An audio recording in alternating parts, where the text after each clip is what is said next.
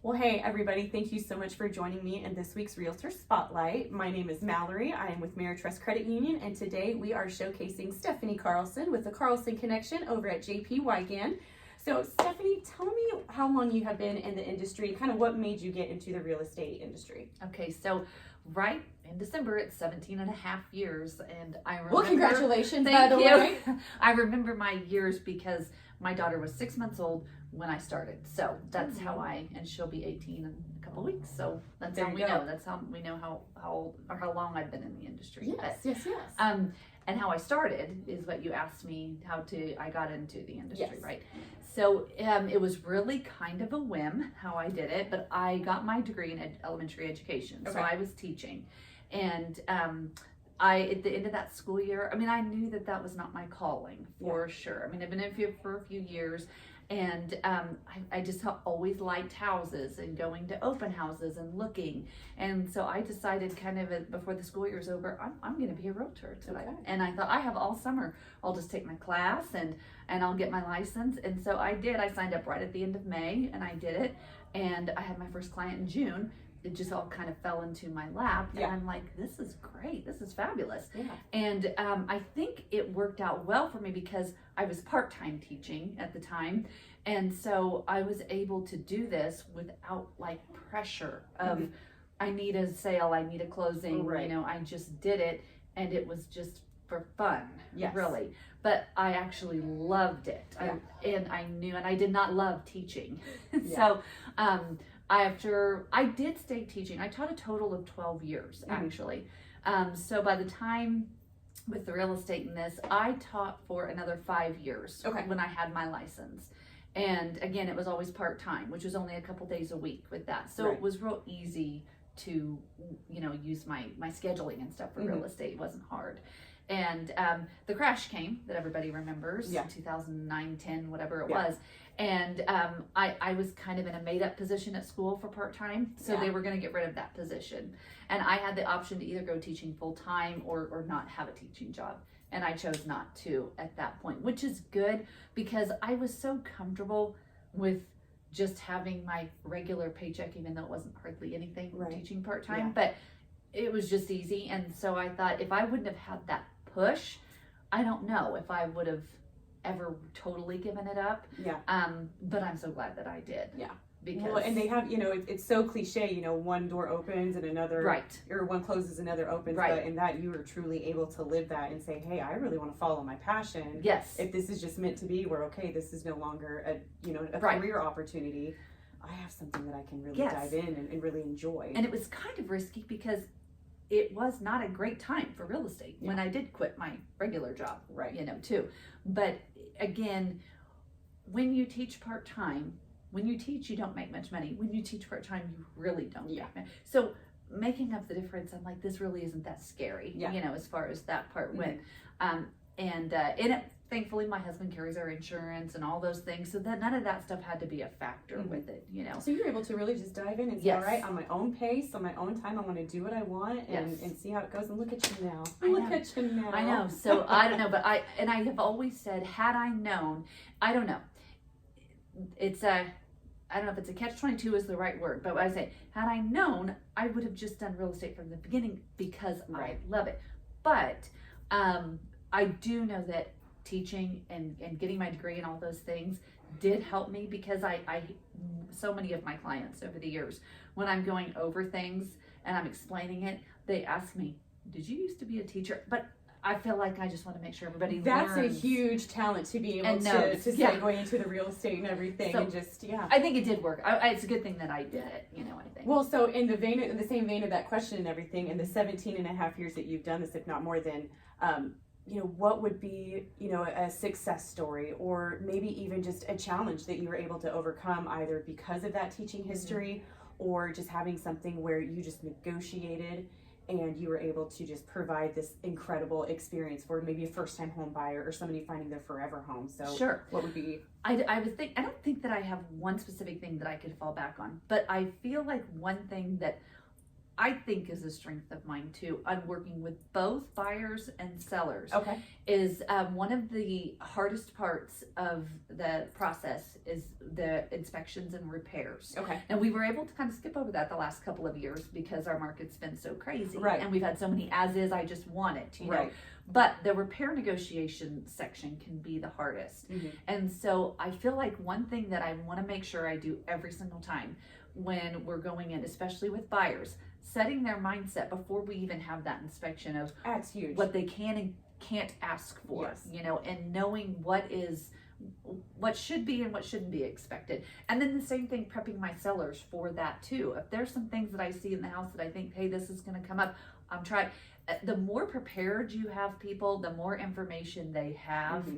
the better they're able to calmly negotiate Yes. and not freak out, Mhm. you know, when something comes up. I think that would just, like you're saying, it's like, it's not like you have a specific success story, but you were able to look back and say, but I've had so many successful transactions Yes. because of setting the expectation and just looking out for your seller's best interest, for your buyer's best interest, Right.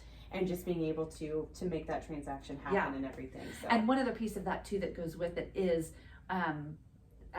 to be successful as well, you really do need to know our contract, Yeah. know what it says, and so I do have it memorized basically. I mean, you can do, and there are specific lines and paragraphs that I can just rattle off and reference back to when you come to me and ask for some crazy repairs. Yeah. You know, it's Yeah, like yeah. per that paragraph line this and this. Clause 11, Yes. Section 3. So, which is good. And then, of course, my sellers are impressed because they're like, oh, yeah, Right. oh, you read that contract. You know, Yes, but, yes. you know, so that's another part of being, knowing Absolutely. what forms actually say, what they Right. mean, how they can be used in the, Yeah. you know, throughout the transactions. Well, and how they can be used to their benefit, but also potentially against you by saying, "Hey, you Exactly. signed this." You sign, you know? yes. So it can be, like I tell people, there's so many documents that we have. They're either your best friend or your worst enemy. Right. You just have to make sure you know what is included in what you're reading, what you're Right. signing, what's involved, you know. Absolutely. Mm-hmm. So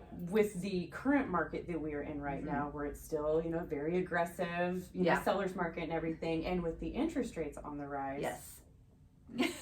what would you tell somebody? Like, what would you tell somebody that's, you know, getting into this market? Be it just, you know, don't give up, or just, you know, how would you approach that? Are we talking buyers or agents? I would say buyers, and maybe buyers and sellers, you know, just going back to the expectation, or just Okay. how can you, you know, keep them pumped and keep them Yes. motivated to want to buy and everything, because right now it's kind of a heartbreaker out I know, there. and I think one thing, whether it's good or bad, I'm not a sugarcoater, and so I kind of just tell you it how it is, Yep. you know.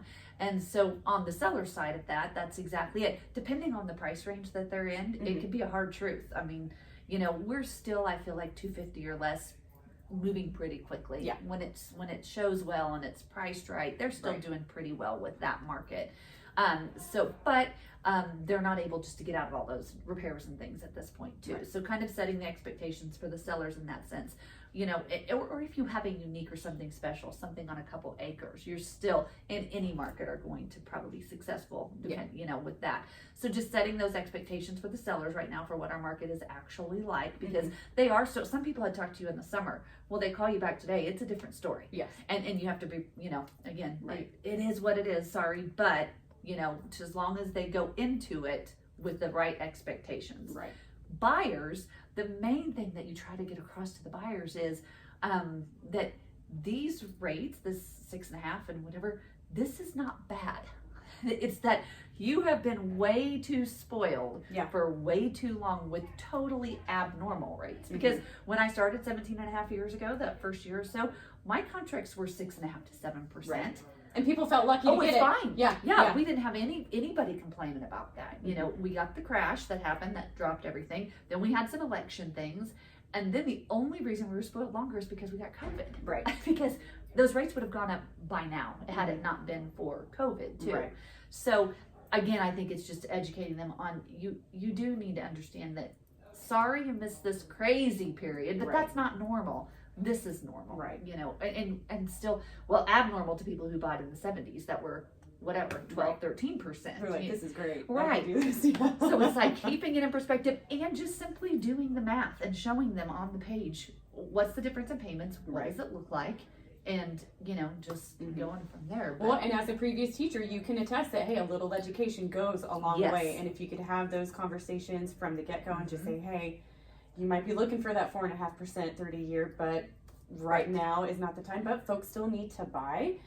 People get, extend families, and move and things like that. So it's just, I definitely agree that just trying to take out that fear factor out of it. Well, and you another can still thing, do this. You can, and it's a lack of inventory. So those houses, they're they still need to buy in this. So this for the seller side, they are still going to sell.